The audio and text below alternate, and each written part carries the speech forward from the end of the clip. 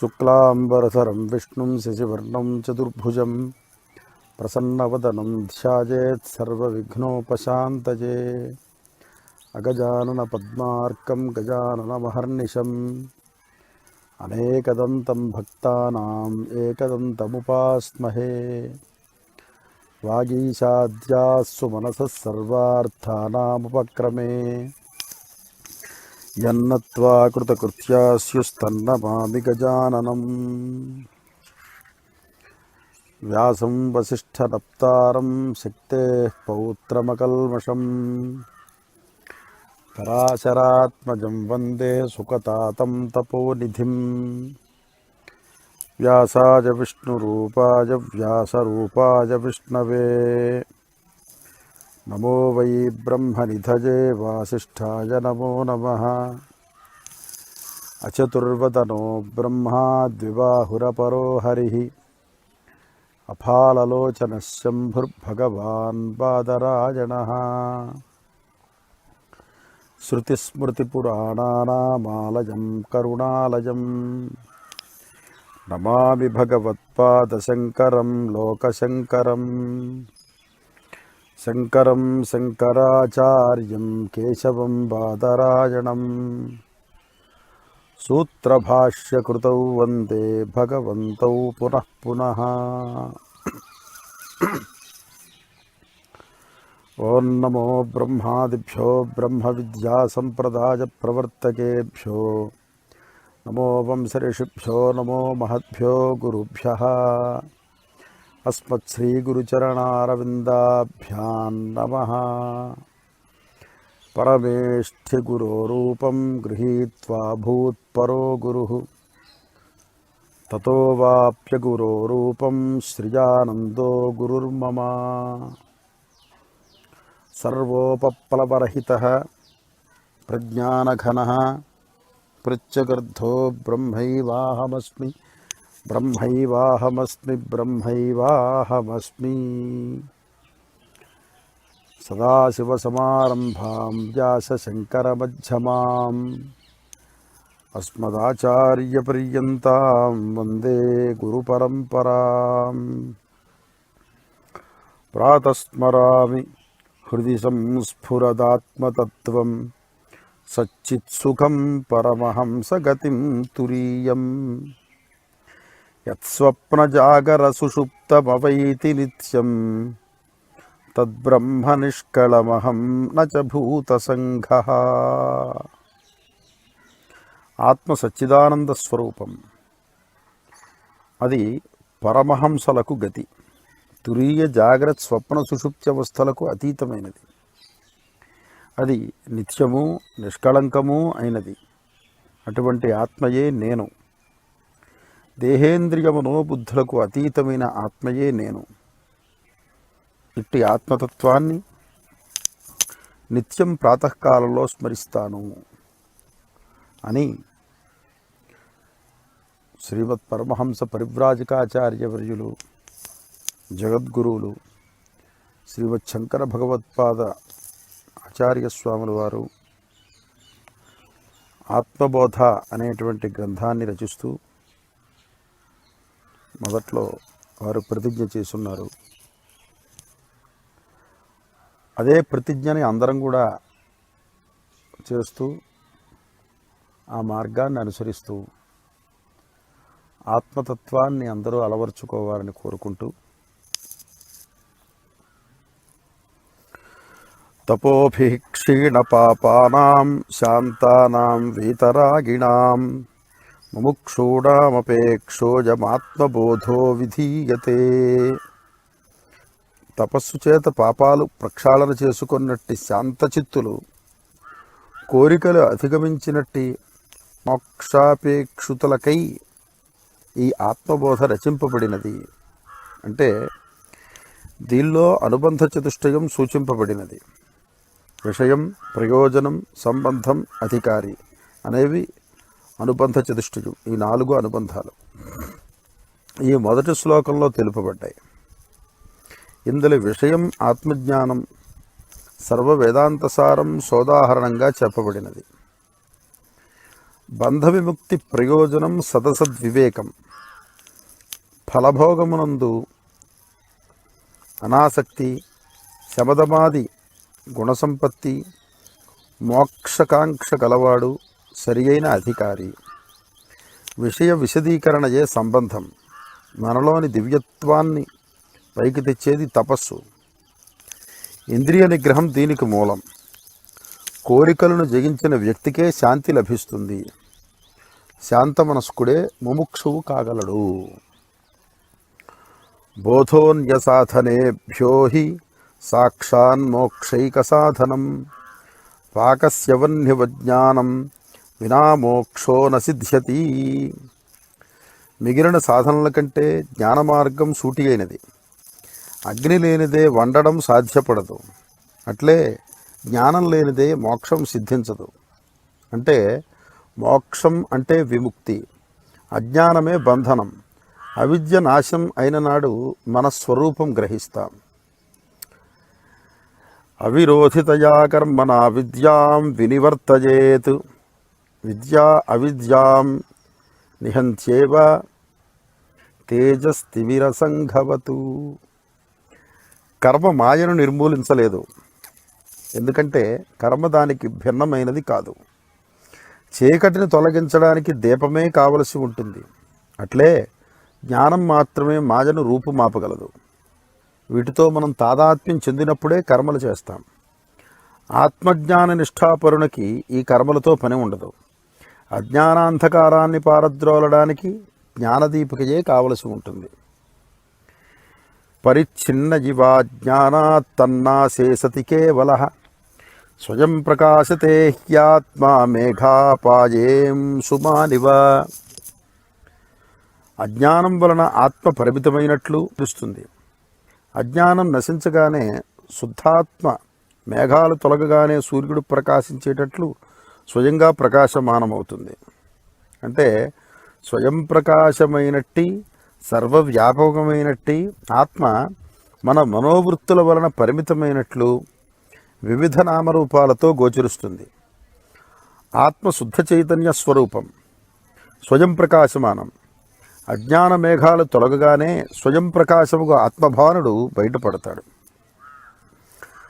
అజ్ఞాన కలుషం జీవం జ్ఞానాభ్యాసాద్వినిర్మలం కృత్వా జ్ఞానం స్వయం నశ్యేజ్జలం కథకరేణువతు.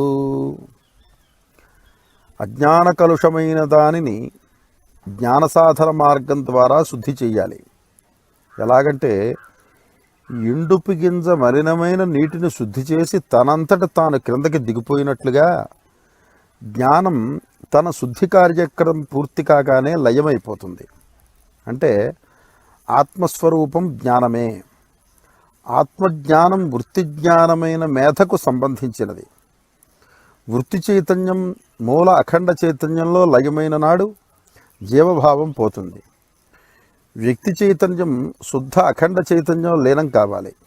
జ్ఞానం, జ్ఞాత, జ్ఞేయం త్రిపుటి అనేవి స్వరూప జ్ఞానపు ప్రతిబింబాలు మాత్రమే. సంసారస్వప్నతుల్యో హి రాగద్వేషాది సంకులః స్వకాలే సత్యవద్భాతి ప్రబోధే సత్యవద్భవేత్.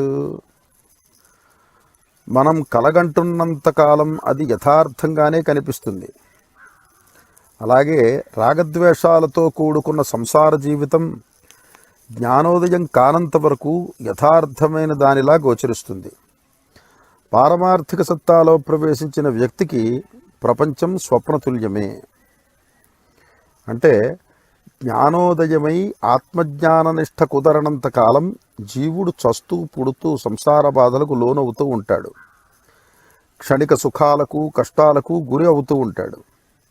వ్యావహారిక ప్రపంచం కూడా స్వప్న ప్రపంచంలాగా దానిని అధిగమించనంత కాలం వాస్తవమైన దానిలాగా భ్రమింపచేస్తూ ఉంటుంది.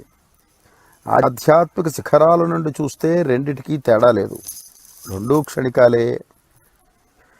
తావత్ సత్యం జగద్భాతి సుక్తికారజతం యథా యావన్నజ్ఞాయతే బ్రహ్మ సర్వాధిష్టానమద్వయం. ముత్యపు చెప్పలో తోచే వెండిలాగా అద్వయం సర్వాధిష్టానభూతమైన బ్రహ్మం తెలియబడనంత కాలం సృష్టి అంతా నిజమైన దానిలా కనపడుతుంది. అంటే సర్వ సృష్టికి అంతర్భూతం బ్రహ్మ పదార్థమే. సృష్టి అనేటువంటిది భ్రాంతి. ఒకే ఒక బ్రహ్మ పదార్థం మాత్రమే ఉన్నా అది మన భ్రమ వలన వివర్తము చెంది నామరూపాత్మకమైన జగత్తులాగా గోచరిస్తోంది. సర్వాధిష్టానభూతమైన బ్రహ్మాన్ని తెలుసుకుంటే మిగిలేది అద్వైతమే.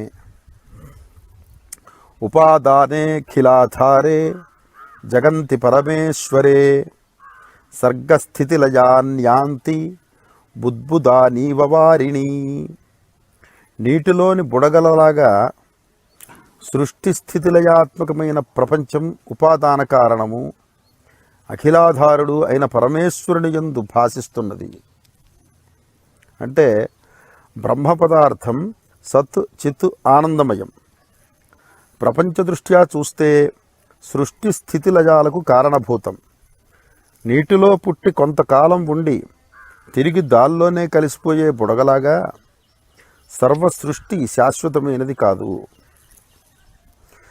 సచ్చిదాత్మన్యనస్యూతే నిత్యే విష్ణు ప్రకల్పితాః వ్యక్తయో వివిధాః సర్వాః హాటకే కటకాదివత్.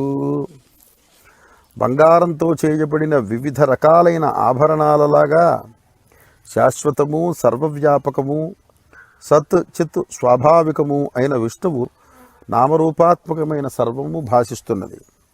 అంటే బంగారంతో చేయబడిన అనేక రకాలైన ఆభరణాలకు మూలం బంగారమే. వ్యాపారి దృష్టి మూలం మీద ఉంటుంది. మనం అతని వద్దకు చంద్రహారం, కాసుల పేరు వంటి ఏ పేరు గల ఆభరణాన్ని తీసుకుని వెళ్ళినా దాని కిమ్మత్తు నామరూపాలను బట్టి కాక మూల పదార్థమైన బంగారాన్ని బట్టే నిర్ణయిస్తాడు. అలాగే ఆధ్యాత్మిక దృష్టి గల వ్యక్తికి మూల పదార్థమైన బ్రహ్మం ఒక్కటే దృష్టిపథంలో ఉంటుంది. యథాకాశో హృషీకేశో నారోపాధిగతో విభు తద్భేదాద్భిన్నవద్భాతి తన్నాసే కేవలో భవేత్. హృషీకేశుడు సర్వవ్యాపి అయినా ఉపాధి దోషం వలన వివిధాలుగా కనబడుతున్నాడు. ఉపాధి తొలగగానే ఘటాకాశం మహాకాశంలో కలిసేటట్లు ఒకే పరమాత్మ మాత్రమే మిగులుతాడు. ఎలాగనగా ఉండేది అనంతాకాశం ఒక్కటే. కానీ మనం ఒక భవనం నిర్మించి ఇది వీధి గది, ఇది వంటిల్లు, ఇది హాలు, ఇది పడక గది అంటూ అనేక రకాలుగా పిలుస్తున్నాం. అనంతాకాశం గోడలనే ఉపాధి వలన పరిమితం చేయబడి వివిధ నామరూపాలతో వ్యవహరించబడుతోంది. ఈ ఉపాధులు మానవ కల్పితాలు. గోడలు తీసేస్తే మిగిలేది అనంతాకాశమే. అట్లే మానవ కల్పితమైన ఉపాధులు తొలగిపోతే ఉండేది పరమాత్మతత్వం ఒక్కటే. నానోపాధివశాదేవ జాతివర్ణాశ్రమాదయః ఆత్మన్యారోపితాస్తోజే రసవర్ణాదిభేదవతు. పరిశుద్ధమైన నీటికి రంగు, రుచి, వాసనాదులు ఉండవు. కానీ ఉపాధి దోషం వలన నీటికి రంగు మొదలగు వాటిని ఆరోపిస్తున్నాం. అలాగే ఉపాధి దోషం వలన పరిశుద్ధ ఆత్మయందు పేర్లు, జాతి, ఆశ్రమ ధర్మాలు ఆరోపిస్తున్నాం. ఎలాగంటే మాయ ఆత్మను కప్పి అనాత్మను స్ఫురింపచేస్తోంది. జాతి, మతం, కులం, స్త్రీ పురుష భేదాలను శుద్ధాత్మయందు మాయ వలన ఆరోపిస్తున్నాం. ఉపాధి దోషం మాయాకల్పితం, అది తొలగగానే మిగిలేది ఆత్మ ఒక్కటే. పంచీకృత మహాభూత సంభవం కర్మ సంచితం శరీరం సుఖ దుఃఖానాం భోగాయతనముచ్యతే. మహాభూతముల పంచీకరణం వలన కర్మలను బట్టి స్థూల శరీరం ఏర్పడుతూ ఉంది. సుఖదుఖాలు అనుభవించడానికి ఇది స్థానమని చెప్పబడుతోంది. ఎలాగనగా స్థూల సూక్ష్మ కారణ శరీరాలు అని 3 భాగాలు. మనకు ప్రత్యక్షంగా గోచరించేది స్థూల శరీరం మాత్రమే. పృథివీ, నీరు, అగ్ని, వాయువు, ఆకాశం అనే పంచమహాభూతాల సంయోగం వలన స్థూల శరీరం ఏర్పడుతోంది. ఈ సంయోగం ఒక క్రమపాళల్లో జరుగుతుంది. దీనికి పంచీకరణం అని పేరు. పూర్వజన్మకృత కర్మలకు అనుగుణంగా ప్రస్తుత జన్మ కలుగుతుంది. పంచప్రాణమనోబుద్ధి దశేంద్రియ సమన్వితం అపంచీకృత భూతోత్థం సూక్ష్మాంగం భోగసాధనం. పంచప్రాణవాయువులు, మనస్సు, బుద్ధి, దశేంద్రియాలతో సహా సూక్ష్మ శరీరం అపంచీకృతమైనది. సుఖదుఖాదులు అనుభవించేది ఇదే. అంటే స్థూల శరీరం లోపల ఉండి కష్ట సుఖాది ద్వంద్వాలను అనుభవించేది సూక్ష్మ శరీరం మాత్రమే. 17 మూలతత్వాల సంయోగమే ఇది. దీనిలో ప్రధానమైనది మనస్సు. చేసే పనిని బట్టి మనస్సు, అహంకారం, చిత్తం, బుద్ధి అని వ్యవహరించబడుతోంది. పునర్జన్మలు కలిగేది ఈ సూక్ష్మ శరీరానికే. స్థూల శరీరం నాశనం అయిన పిదప కర్మానుగుణ్యంగా సూక్ష్మ శరీరం తిరిగి జన్మ ఎత్తుతూ ఉంటుంది. జ్ఞాననిష్ట కలిగే వరకు సంసార బాధ అనేది తప్పదు. అనాద్య విద్యా నిర్వాచ్య కారణోపాధిరుచ్యతే ఉపాధిత్రితయాదన్యమాత్మానం అవధారయేతు. అనాదిగా ఉండే అవిద్య నిర్వచింప వీలు కానిది. దీనినే కారణ శరీరము అని అంటారు. 3 ఉపాధులకు అన్యమైనది ఆత్మ. అనగా అజ్ఞానం నశించనంతకాలం పునర్జన్మ, సంసార బాధ అనేవి తప్పవు. సూక్ష్మ శరీరం అవిద్య ఉన్నంతకాలం, అంటే కారణ శరీరం ఉన్నంతకాలం సంసార బాధలకు గురి అవుతూ ఉంటుంది. అవిద్యే కారణ శరీరం. స్థూల సూక్ష్మ కారణ శరీరాలకు అతీతమైనటువంటిది ఆత్మ. అజ్ఞానం వలన మనం స్థూల సూక్ష్మ శరీరాలతో తాదాత్మ్యం చెందుతూ ఉన్నంతదాకా ఆత్మను ఎరగజాలం.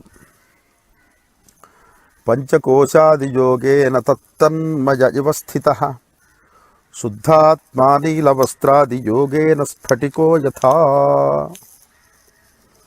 నీలిరంగు వస్త్రం సమీపంలో, అంటే నీలం రంగు సమీపంలో ఉన్నటువంటి స్ఫటికం నీలంగా కనబడుతుంది. అంటే పంచకోశాల సామీప్యం వల్ల శుద్ధాత్మ వికారం చెందినట్లు గోచరిస్తూ ఉంది. ఎలాగనగా పరిశుద్ధమైన ఆత్మ పంచకోశాల వలన చుట్టబడి ఉంది. మనం ఈ కోశాలను తాదాత్మ్యం చెందుతూ వాటి ధర్మాలను ఆత్మకు ఆరోపిస్తున్నాం. నిర్వికారమైన ఆత్మకు గుణాలను ఆపాదిస్తున్నాం. ప్రపంచ కోశాలు అంటే అన్నమయ, ప్రాణమయ, మనోమయ, విజ్ఞానమయ, ఆనందమయ కోశాలు. స్థూల శరీరం అన్నమయ కోశం. ప్రాణమయ, మనోమయ, విజ్ఞానమయ కోశాలు 3 సూక్ష్మ శరీరం. ఆనందమయ కోశం కారణ శరీరం. ఆనందమయంలా ఈ కోశం కనిపించినా నిజమైన ఆనందం ఇందు లేదు. శాశ్వతానంద స్వరూపం ఆత్మదే. వపుంతుషాదిభిః కోశైః యుక్తయుక్త్యవఘాతతః ఆత్మానమంతరం శుద్ధం వివిచ్యాత్తణులం యథా. దంచి నూకను బియ్యం నుండి వేరు చేసే రీతిలో యుక్తిచేత మధించి పంచకోశాలను శుద్ధాత్మ నుండి వేరు చేయాలి. ఎలాగంటే విచారణ, వివేకం అనేవి జ్ఞానానికి ముఖ్య సాధనాలు. శ్రవణ మనన నిధిధ్యాసలు వీటికి మూల కారణం. వీటి ద్వారా పంచకోశాలను విడదీసినచో నిజమైన నేను మిగులును. పంచకోశాలు నావి, కానీ అవి నేను కాదు. సదా సర్వగతోప్యాత్మా న సర్వత్రావభాసతే బుద్ధావేవావభాసేత స్వచ్ఛేషు ప్రతిబింబవతు. పరిశుద్ధమైన అద్దంలో ప్రతిబింబం చక్కగా కనబడుతుంది. అదే రీతిలో ఆత్మ ఎల్లవేళలా అంతటా నిండి ఉన్నప్పటికీ పరిశుద్ధ మనస్కులకే ప్రకాశమానమవుతుంది. ఎలాగనగా నిష్కలమైన మనోబుద్ధులు కలిగి ఉండాలి. క్రమశిక్షణ నీతి నియమాలు గలవారికే కేంద్రీకృతమైన బుద్ధి కుదురుతుంది. అటువంటి వారే ఆత్మసాక్షాత్కారం పొందగలరు. దేహేంద్రియ మనోబుద్ధి ప్రకృతిభ్యో విలక్షణం తద్వృత్తి సాక్షిణం విద్యాదాత్మానం రాజవత్సదా. రాజు తన దర్బారులో జరిగే ఉత్సవ కార్యక్రమం చూస్తాడు. అతడు లేనిదే ఉత్సవం ఉండదు. కానీ అతడు ఉత్సవంలో భాగస్థుడు కాడు. అలాగే ఆత్మదేహం, ఇంద్రియాలు, మనస్సు, బుద్ధి, స్వభావాలకు అతీతము, విలక్షణము అయి ఉన్నది. ఆత్మసాక్షి చైతన్యం అదే విధంగా తెలుసుకోవాలి. అంటే నిజమైన నేను అన్నది కేవలం సాక్షి స్వరూపం. దానికి సంఘటనలతో నిమిత్తం లేదు, వాటికి చెలించదు. సాక్షిలాగా పరిస్థితులను నిష్పాక్షికంగా వాటికి అంటక చూసే తత్వం అలవర్చుకోవాలి. సాక్షి చైతన్యంతో సదా తాదాత్మ్యం చెందేవాడే ఆత్మజ్ఞాన నిష్ఠాపరుడు. వ్యావృతేష్వింద్రియేష్వాత్మా వ్యాపారీ వా వివేకినాం దృశ్యతే భ్రేషు ధావత్సు ధావన్నివ యథా శశి. అవివేకికి ఆకాశంలో మేఘాలు కదులుతూ ఉంటే చంద్రుడు కదులుతున్నట్లు గోచరిస్తుంది. అదేవిధంగా అవివేకి ఇంద్రియాలు చేసే పనులను ఆత్మకు ఆపాదిస్తాడు. ఎలాగంటే వివేకం ఉదయించనంతకాలం ఆత్మ అనాత్మలకు భేదం తెలియదు. అనాత్మ క్షణికమైనది, ఆత్మ శాశ్వతమైనది. ఆత్మ అనేటువంటిది ద్వంద్వాతీతం. ఆత్మ చైతన్యమాశ్రిత్య దేహేంద్రియమనోధియః స్వక్రియార్థేషు వర్తంతే సూర్యాలోకం యథా జనాః. సూర్యుని కాంతి వలన జనం పనులు చేసుకుంటాడు. అట్లే ఆత్మ చైతన్యాన్ని ఆశ్రయించుకొని దేహం, ఇంద్రియం, మనస్సు, బుద్ధి వాటి పనులు చేస్తాయి. ఎలాగంటే సూర్యకాంతిని ఆధారంగా చేసుకొని దైనందిన కార్యక్రమం చేసుకుంటున్నాం. కానీ మనం చేసే పనులలో సూర్యభగవానుకి ఎలాంటి సంబంధము లేదు. ఆత్మ చైతన్యం లేనివాడి దేహేంద్రియాదులు తమ కార్యక్రమాలు నిర్వర్తించలేరు. కానీ ఆత్మకు వాటి కార్యకలాపాలతో ఎట్టి సంబంధము లేదు. దేహేంద్రియ గుణాన్ కర్మాణ్యమలే సచ్చిదాత్మని అధ్యసంధ్య వివేకేన గగనే నీలతాదివత్. ఆకాశానికి నీలత్వాన్ని ఆపాదించినట్లు దేహేంద్రియాల గుణాలను, పనులను అవివేకులు సచ్చిదాత్మకమైన ఆత్మకు అందిస్తారు. ఎలాగంటే పరిశుద్ధ ఆత్మకు గుణాలు, క్రియలు లేవు. అది సచ్చిదానందమయం. అజ్ఞానాన్మానసోపాధే కర్తృత్వాదీని చాత్మని కల్ప్యంతేంబుగతే చంద్రే చలనాది యథాంభసః. కదలిక నీటిదైనా దానిని అందలి చంద్రబింబమునకు ఆపాదిస్తాం. అలాగే కర్తృత్వాదులు ఉపాధి అయిన మనసుకు చెందినవే అయినా అజ్ఞానం వలన వాటిని ఆత్మకు ఆపాదిస్తున్నాం. ఎలాగంటే కర్తృత్వ భోక్తృత్వాలు మనసుకు చెందినవి, అవి ఆత్మను అంటవు. ఇది నాది, నేను దీనిని చేస్తున్నాను అనే భావం కలిగి ఉన్నంత దాకా అహంకార మమకారాలకు లోనై బాధలను అనుభవిస్తాం. ఆత్మ వీటికి అతీతమైనటువంటిది. రాగేచ్ఛా సుఖదుఃఖాది బుద్ధౌ సత్యాం ప్రవర్తతే సుషుప్తౌ నాస్తి తన్నాసే తస్మాద్బుద్ధేస్తునాత్మనః. అనురాగం, కోరిక, సుఖం, దుఃఖం మొదలైనవి మనస్సుకు సంబంధించినవి. దీర్ఘనిద్రావస్థలో అంటే సుషుప్త్యవస్థలో ఇవి లేవు కనుక అవి ఆత్మకు సంబంధించినవి కావు. ఎలాగంటే జాగ్రత్త, స్వప్న, సుషుప్త్యవస్థలు ఉన్నాయి. జాగ్రత్త, స్వప్న అవస్థలలో మనసు పనిచేస్తూ ఉంటుంది. అప్పుడే సుఖదుఖాలు అనుభవిస్తూ ఉంటాం. దీర్ఘనిద్రలో మనస్సు పని చేయదు కనుక సుఖదుఖాలు కనపడవు. ఈ మూడు అవస్థలను అధిగమించిన తురీయాతీతుడే ఆత్మజ్ఞాని. ప్రకాశోర్కస్యతో యస్య శైత్యమగ్నేర్యథోష్ణత స్వభావః సచ్చిదానందనిత్య నిర్మలతాత్మనః. సూర్యునికి ప్రకాశం, నీటికి చల్లదనం, అగ్నికి ఉష్ణం ఎలా స్వభావమో అట్లే ఆత్మకు సత్, చిత్, ఆనంద, నిత్య నిర్మలత్వం స్వభావాలు.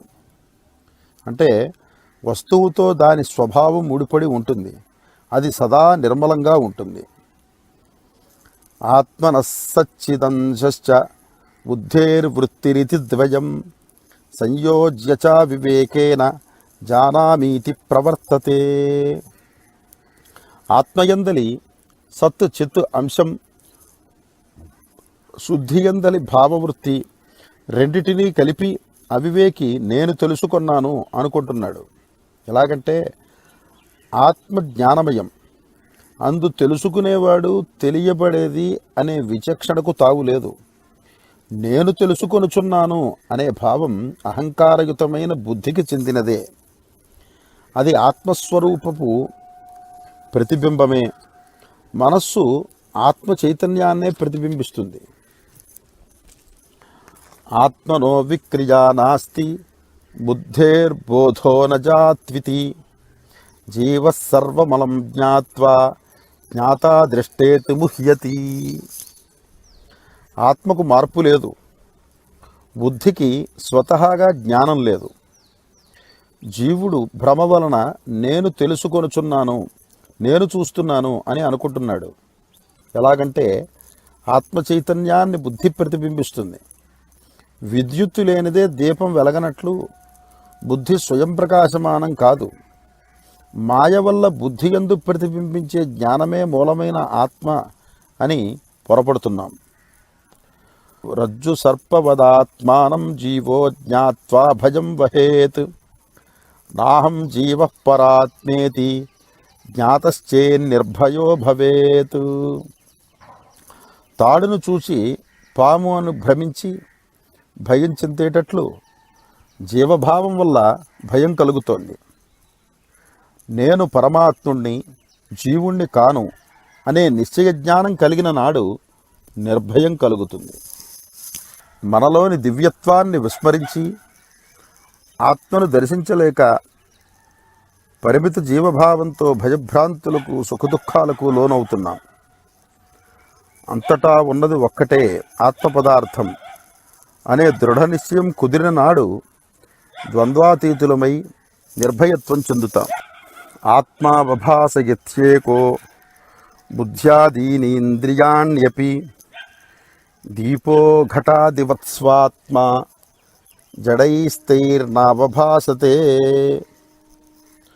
దీపకాంతి వలన ఘటాది వస్తువులు ప్రకాశమానమవుతూ ఉన్నాయి. అట్లే జడప్రాయమైన బుద్ధి, ఇంద్రియాదులు స్వయం ప్రకాశమానాలు కావు.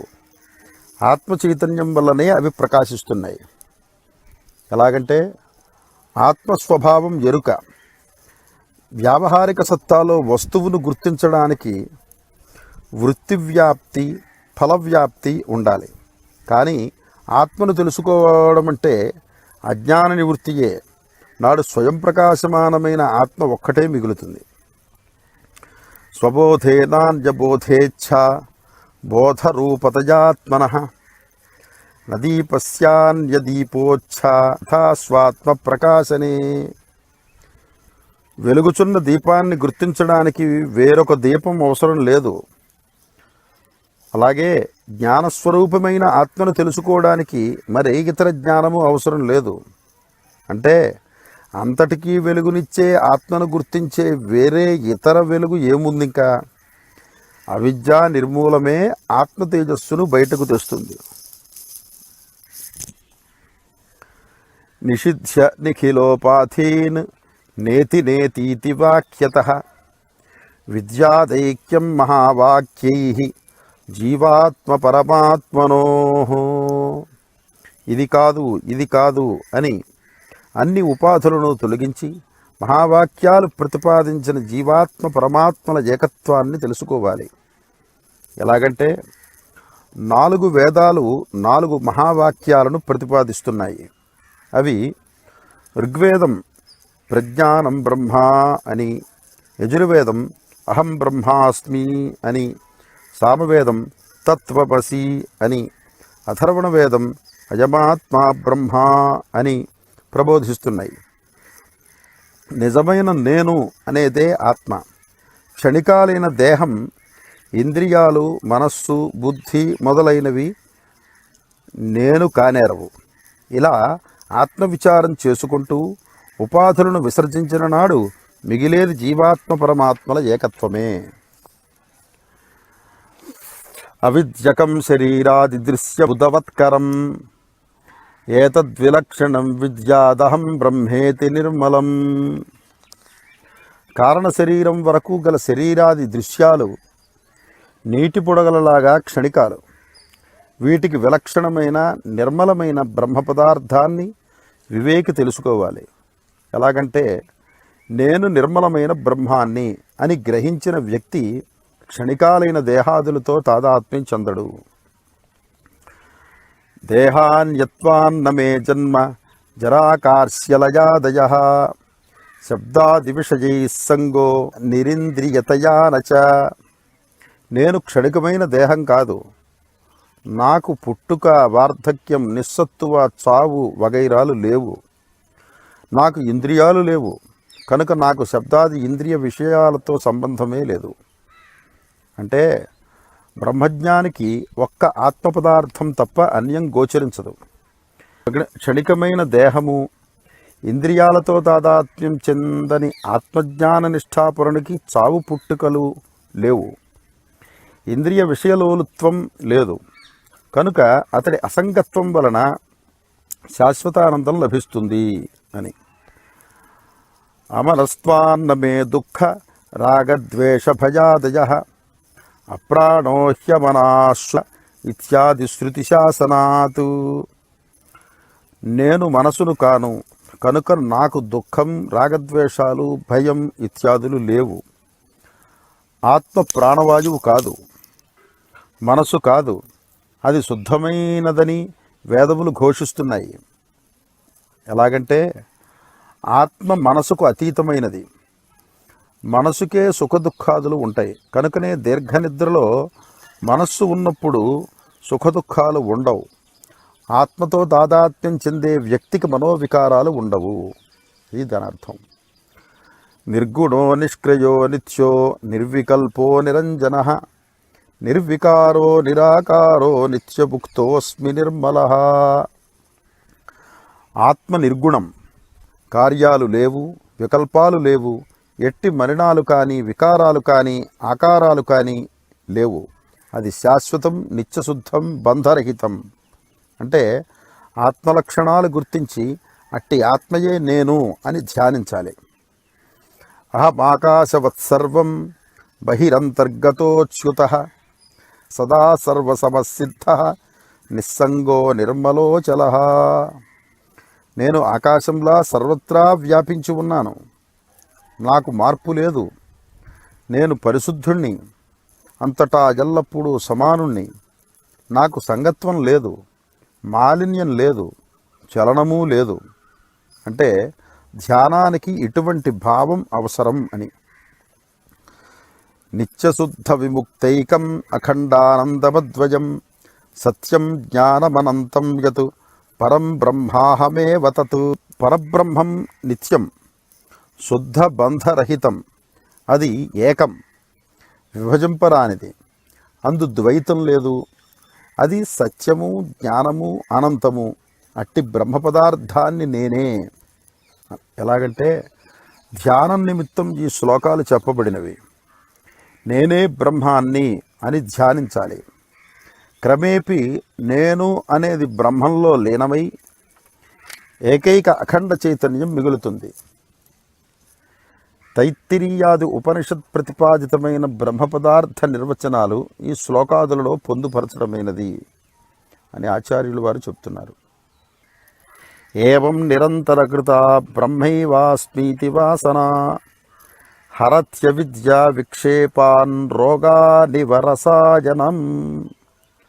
ఔషధం సేవించిన వ్యక్తి రోగం ఉపశమించేటట్లు సదా నేనే బ్రహ్మాన్ని అనే ధ్యానౌషధం పుచ్చుకున్న వ్యక్తికి అవిద్య విక్షేపాది రోగాలు నశిస్తాయి. ఎలాగంటే మాయ లక్షణం నిజాన్ని దాయడం. మాయ యొక్క లక్షణం ఏమిటి అంటే నిజాన్ని దాచిపెట్టడం, అనిత్యమైన దానిని కల్పించడం. ఇట్టి మాయకు లోబడి మనం జీవభావాన్ని పొంది సుఖదుఖాది సంసార బాధలను అనుభవిస్తున్నాం. వాస్తవానికి మనం పరిశుద్ధమైన బ్రహ్మమే కనుక నేనే బ్రహ్మాన్ని అనే ధ్యానం వల్ల మాయ వైతొలిగి మన స్వస్వరూపం బయటపడుతుంది. వివిక్తదేశ ఆసీనో విరాగో విజితేంద్రియ భావయేత్ ఏకమాత్మానం తమనంతమనన్యధీహి.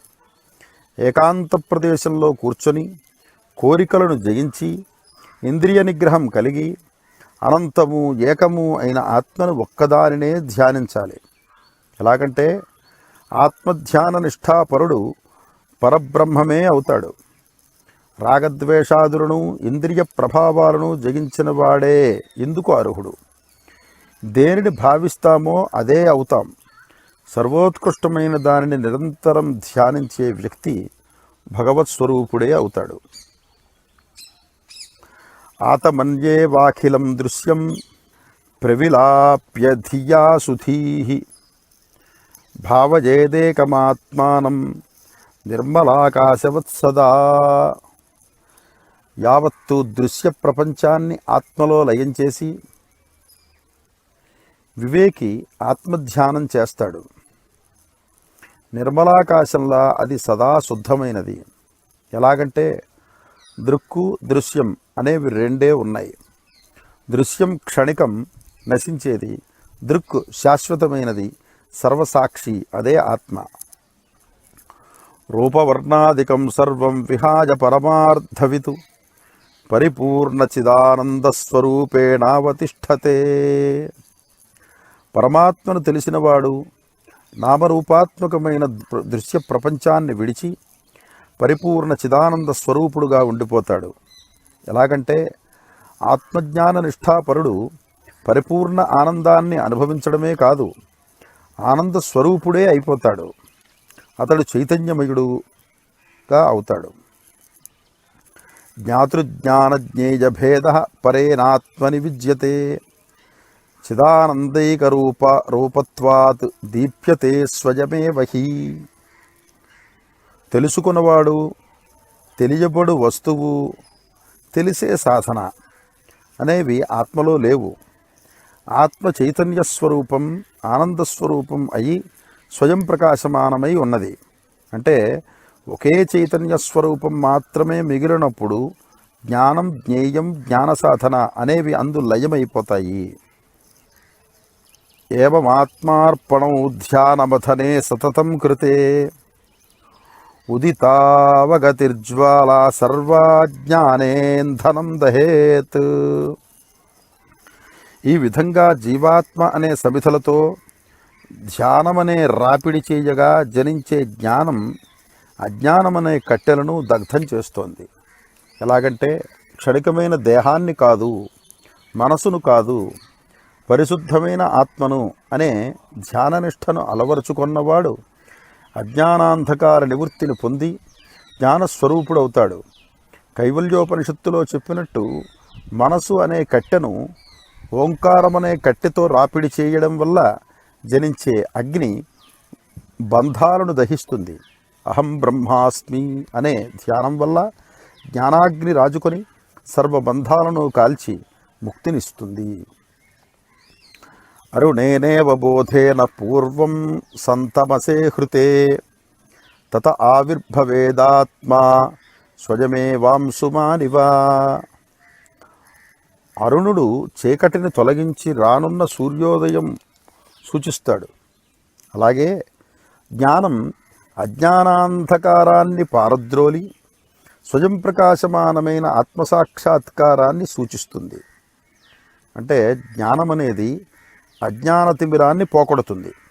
అవిద్య తొలగిన నాడు మిగిలేది నిత్యముక్తమైన ఆత్మ ఒక్కటే.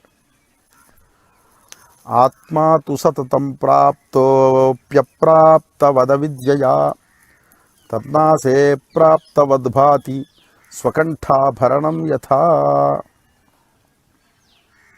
మెడలోని హారం సంగతి మరచి అజ్ఞానంలో పడి దాని కొరకై వెతికి తుదకు మన మెడలోనే ఉన్నట్లు గ్రహించి ఏదో కొత్త వస్తువును పొందినట్లు భావిస్తాం. అలాగే ఆత్మ అనేది నిత్యప్రాప్తం, నేనన్నదే అది. కానీ అవిద్య వలన మన స్వరూపం మరచి బాధలకు గురి అవుతున్నాం. అజ్ఞానం నశించిన నాడు ఆత్మ ఏదో కొత్తగా లభించిన దానిలా అనిపిస్తుంది. ఎలాగంటే స్వస్వరూప సంధానమే ముక్తి.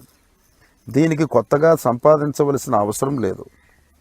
అజ్ఞానం వలన మన స్వరూపాన్ని మరచిపోయాం. అది నాశనం అయిన నాడు, ఏది అజ్ఞానం నాశనం అయిన నాడు ఆత్మసాక్షాత్కారం అవుతుంది. స్థాడం పురుషవద్భ్రాంత్యా కృతా బ్రహ్మణి జీవిత జీవస్య తాత్వికే రూపే తస్మిన్ దృష్టే నివర్తతే. స్తంభంలో మనిషి భ్రాంతి కలిగినట్లు బ్రహ్మ పదార్థంలో జీవిని చూస్తున్నాం. జీవాత్మకు పరమాత్మకు భేదం లేదని నిజస్వభావం తెలిస్తే తెలియనగును. ఎలాగంటే నిజం తెలియనంతకాలం భ్రమకు లోనవుతూ ఉంటాం. అంధకారంలో మూడు మనిషి వలనో భూతం వలనో తోస్తుంది. జ్ఞానదీపిక నిజస్వరూపాన్ని బయటపెడుతుంది. తత్వస్వరూపానుభవాత్ ఉత్పన్నం జ్ఞానమంజసా అహం మమేతి చాజ్ఞానం బాధతే దిగ్భ్రమాదివత్. అహంకార మమకారాలు నిజతత్వం తెలిసిన జ్ఞానికి ఉండవు. సూర్యోదయం అవగానే దిక్కులు తెలుస్తాయి. ఎలాగంటే అహంకార మమకారాలు దేహాభిమాని లక్షణాలు. నిజమైన నేను దేహం కాదు. స్వస్వరూపం తెలియనంతకాలం జీవత్వం తప్పదు. ఒక దిక్కు తెలియగానే మిగిలిన మూడు దిక్కులు తెలుస్తాయి. అట్లే ఆత్మ తెలియగానే ప్రపంచ విషయాల నిజతత్వం కూడా బయటపడుతుంది. సమ్యగ్ విజ్ఞానవాన్ యోగి స్వాత్మన్యేవాఖిలం జగత్ ఏకంచ సర్వమాత్మానం ఈక్ష్యతే జ్ఞానచక్షుషా. విజ్ఞాని ఆత్మద్రష్ట అయిన యోగి తన జ్ఞానచక్షువు ద్వారా జగాన్నంతా తన ఆత్మలో దర్శించగలడు. అతనికి అంతా ఆత్మమయమే. ఎలాగంటే ఆత్మైవేదం జగత్సర్వం ఆత్మానోన్యన్న విద్యతే ఇదో యద్వద్ఘటాదీని స్వాత్మానం సర్వమీక్ష్యతే. కుండ, పిడత, మూకుడు మొదలైనవన్నీ మట్టే. నామరూపాదులకు వెనుకున్న మూలం మట్టే. అలాగే జగత్తు అంతా ఆత్మే. ఆత్మ కంటే భిన్నమైనది ఏదీ లేదు. జ్ఞాని సర్వత్రా ఆత్మనే దర్శిస్తాడు. ఎలాగంటే నామరూపాదులకు అంతర్భూతంగా ఉన్న ఆత్మను దర్శించడమే సరి అయిన జ్ఞానం. కార్యం దృశ్యం, మూలం కారణం. కార్యం అనగా ఫలితం కారణంలోనే ఉంది. అద్వైతం సత్కారణవాదం అంటే కారణం ఒక్కటే సత్యమైనది, కార్యం కేవలం దృశ్యం అనే సిద్ధాంతాన్ని ప్రతిపాదిస్తూ ఉన్నది. జీవన్ముక్తస్తు తద్విద్వాన్ పూర్వోపాధి గుణాంస్త్యజేతు సచ్చిదానంతరూపద్వాత్ భవేద్ భ్రమరకీటవతు. భ్రమరకీటక న్యాయంలాగా జీవన్ముక్తుడు ఉపాధులు త్యజించి ఆత్మజ్ఞాన నిష్ఠుడవుతాడు. తన సచ్చిదానంద స్వభావం వలన బ్రహ్మమే అవుతాడు. ఎలాగంటే కీటకం భ్రమరం పట్ల గల భయంతో ఎల్లప్పుడూ దారినే స్మరిస్తూ తాను కూడా కొంతకాలానికి భ్రమరమే అయిపోతుంది. అలాగే దేహేంద్రియాది ఉపాధులతో తాదాత్మ్యం చెందక సర్వదా సచ్చిదానంద రూపకమైన ఆత్మను ధ్యానించేవాడు బ్రహ్మత్వాన్నే పొందుతాడు. తీర్త్వా మోహార్ణవం హత్వా రాగద్వేషాదిరాక్షసాను యోగీ శాంతి సమాయుక్త ఆత్మారామో విరాజితే.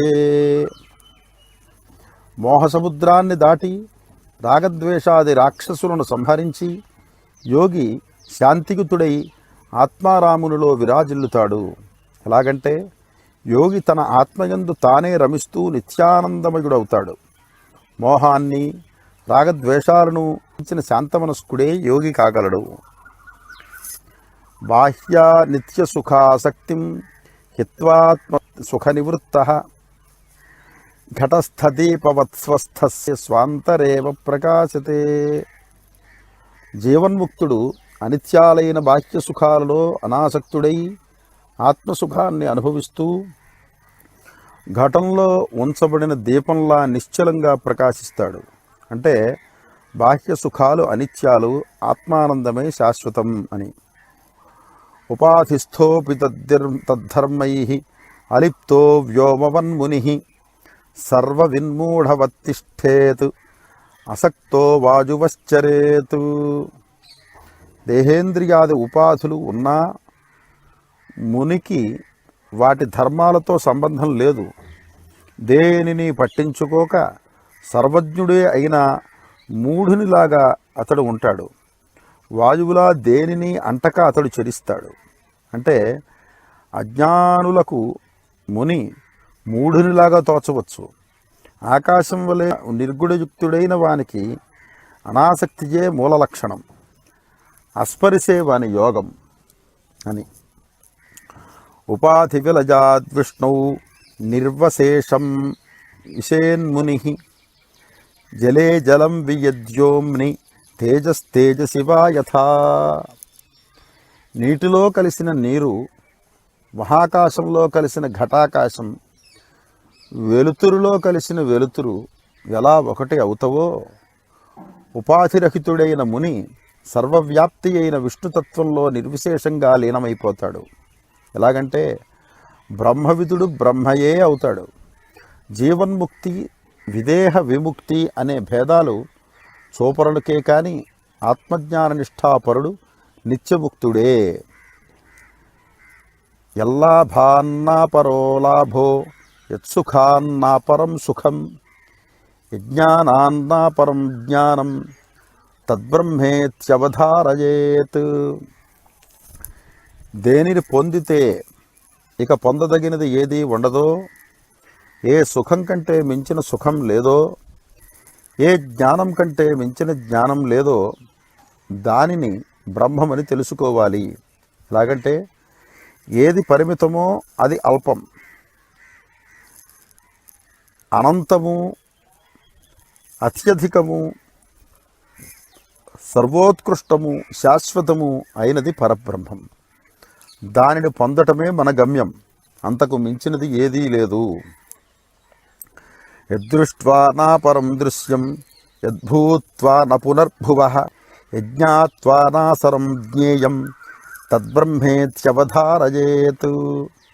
దేనిని చూస్తే ఇక చూడదగినది ఏదీ ఉండదో, దేనిని పొందితే ఇక పునర్జన్మ ఉండదో, దేనిని ఇక తెలియదగినది ఏది ఉండదో దానినే బ్రహ్మమని తెలుసుకోవాలి. అంటే అత్యున్నత ఆధ్యాత్మిక శిఖరాలను అధిరోహించిన బ్రహ్మజ్ఞానికి కావలసినది ఏదీ ఉండనేరదు. మిగిలినవన్నీ అల్పాలే కదా. తిర్యగూర్ధ్వవతః పూర్ణం సచ్చిదానందమద్వయం అనంతం నిత్యమేకం యత్ తద్బ్రహ్మేత్యవధారయేత్. అంతటా పైన క్రింద నిండినది, సచ్చిదానందమయము, ద్వైతము లేనిది, అనంతమైనది, నిత్యము, ఏకము అయినది ఏది ఉందో అదే బ్రహ్మమని గ్రహించాలి. అంటే ఉపనిషత్ ప్రతిపాదితమైన బ్రహ్మవర్ణన ఇక్కడ ఇవ్వబడుతోందన్నమాట. అతద్వ్యావృత్తి రూపేణ వేదాంతైర్లక్ష్యతే వ్యయం అఖండానందమేకం యత్ తద్బ్రహ్మేత్యవధారయేతు. నేతి నేతి అని ఉపనిషత్తులు దేనిని గూర్చి చెప్పుచున్నాయో, ఏది అద్వయము, అఖండము, ఆనందము, ఏకము అయ్యున్నదో అదే పరబ్రహ్మం. సద్వస్తువును అసత్తు నుండి వేరు చేయడానికి ఇది కాదు. సద్వస్తువును అసత్తు నుండి వేరు చేయడానికి ఇది కాదు అంటూ ఉపనిషత్తులు తెలుపుచున్నవి. అట్టి అఖండ అద్వైత తత్వమే బ్రహ్మం. అఖండానందరూపస్య తస్యానందలవాశ్రితాః బ్రహ్మాద్యాస్తారతమ్యేన భవంత్యాసందినోఖిలాః. సృష్టికర్త మొదలగు వారు పరబ్రహ్మం అఖండానందంలో ఒక్క అడుగును మాత్రమే చవిచూచి తదనుగుణ్యంగా ఆనందం అనుభవిస్తున్నారు.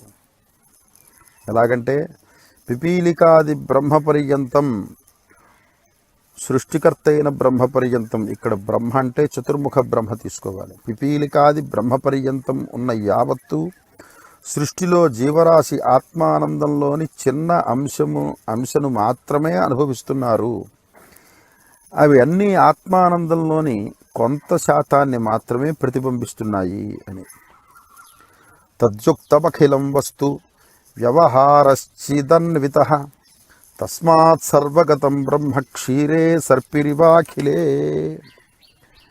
యావత్తు సృష్టి బ్రహ్మంచే పరివేష్టింపబడి ఉన్నది, అనగా కప్పబడి ఉన్నది, ఆవరించి ఉన్నది.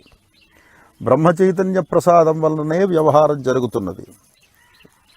పాలలోని వెనల అంతటా బ్రహ్మ నిండి ఉన్నది.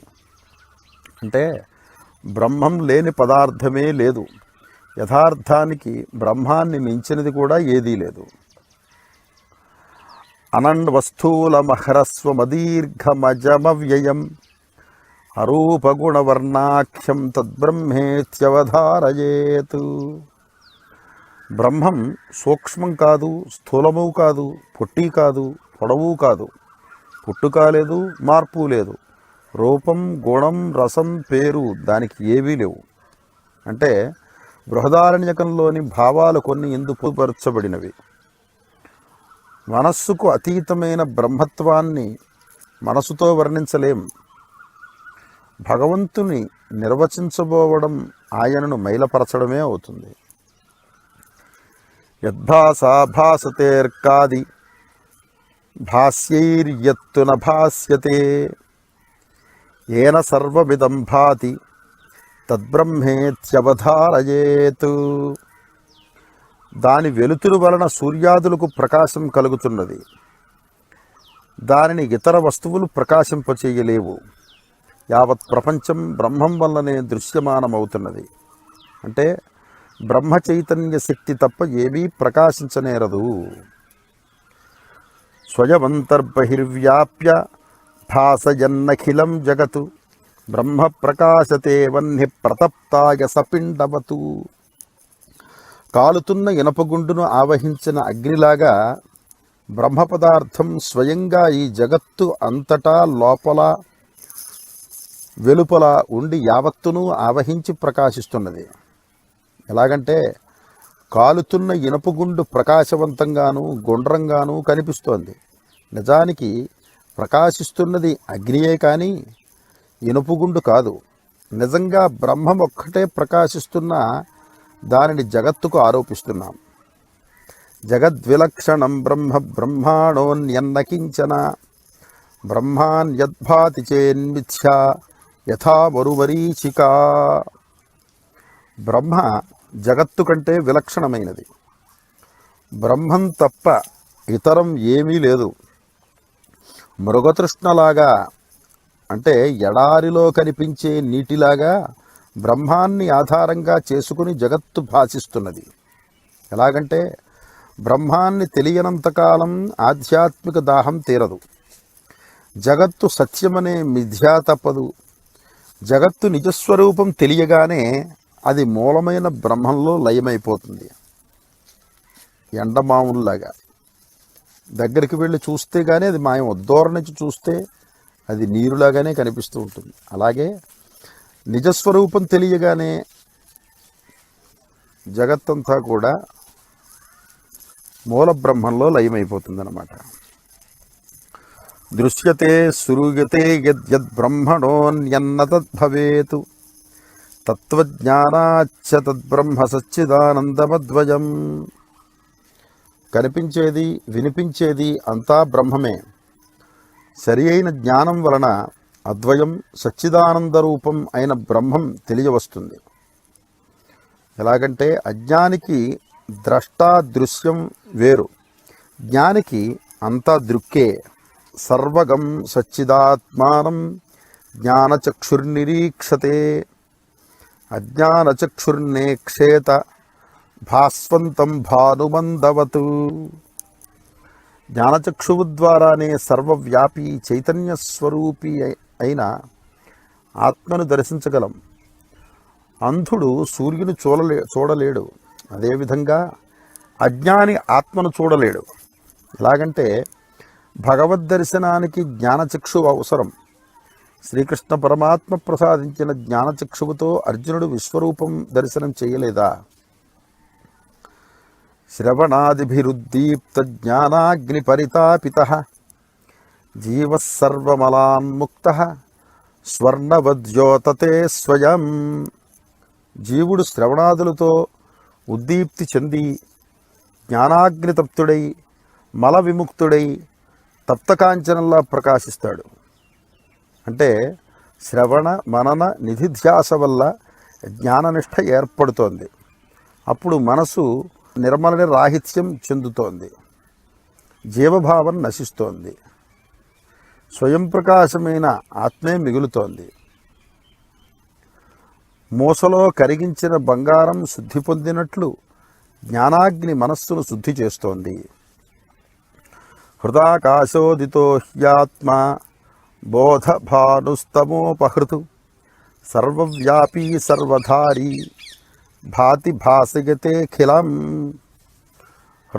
హృదయాకాశంలో ఉదగించే ఆత్మభానుడు అజ్ఞానాంధకారాన్ని దహించి సర్వవ్యాపి అయి సర్వధారి అయి తాను ప్రకాశించడమే కాక సమస్తాన్ని ప్రకాశింపజేస్తాడు. అంటే ఆత్మజ్ఞాన నిష్ఠాపరుడు సమస్తాన్ని ఉద్దీపింపచేస్తాడు.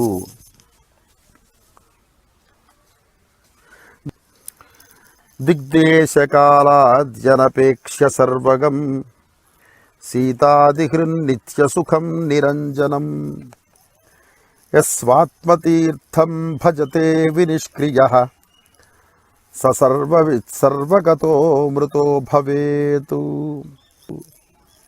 ఇత్యాత్మబోధః. సర్వకర్మ సంగమాన్ని పరిత్యజించి దిక్ దేశకాల పరిధులను అధిగమించి శీతోష్ణాది ద్వంద్వాలకు అతీతమైనట్టి నిర్మలమైనట్టి ఆత్మతీర్థానందంలో నిత్యం రమించే జ్ఞాననిష్ఠాపరుడు సర్వజ్ఞుడు విష్ణుతుల్యుడు అమృతుడు అగుచున్నాడు. అంటే ఆత్మజ్ఞానాన్ని ఎరిగి దాల్లో నిత్య నిమగ్నుడయ్యే జ్ఞాననిష్ఠాపరునికి అమృతత్వం శాశ్వతానందం లభిస్తాయి. ఇత్యాత్మబోధః సమాప్తః. ఓం తత్సతు. ఈ ప్రకారంగా జగద్గురు శ్రీ శ్రీమచ్చంకర భగవత్పాదాచార్యుల వారు ఆత్మజ్ఞానాన్ని ఎలా పొందాలి అనేటువంటి చక్కటి మార్గాన్ని బాలురకు ఆత్మజ్ఞానాన్ని పొందాలి మోక్షేచ్ఛ కలిగినటువంటి వారికి చాలా సులభమైనటువంటి ఉపాయంతో వారికి చక్కటి మార్గం చూపించారు. కనుక ఈ ఆత్మబోధ అనేటువంటి శంకరుల వారు రాసిన ఈ శ్లోకాల్ని ప్రతి నిత్యము కూడా ఒక పారాయణ క్రమంగా పెట్టుకుని తాదాత్మ్యం చెందుతూ నేనే ఆత్మను అనేటువంటి భావనతో మామూలుగా చదవడం వినడం కాదు, శ్రవణము, మననము, నిధిధ్యాస. వినగా వినగా వినగా విన్నది బాగా మననం చెయ్యాలి అనేటువంటి ఆలోచన వస్తుంది. మననం చేయడానికి తగిన మార్గం దొరుకుతుంది. మననం చేస్తూ చేస్తూ చేస్తూ నిధిధ్యాస ఏర్పడుతుంది. అంటే ధ్యానంలో దీన్ని స్థాపన చేసుకోవాలి. అప్పుడు నేను అనేటువంటిది ఏమిటో మనకి నేను అనేది తెలుస్తుంది. నన్ను నేను చూసుకోగలుగుతాను. తప్పకుండా చక్కగా అందరూ కూడా ఈ మార్గంలో ప్రయాణించి మోక్షాన్ని సాధించాలని కోరుకుంటూ, ఓం తత్సతు. సర్వోపప్లవరహితః ప్రజ్ఞానఘనః ప్రజ్ఞగర్భో బ్రహ్మైవాహమస్మి. ప్రజ్ఞానం బ్రహ్మ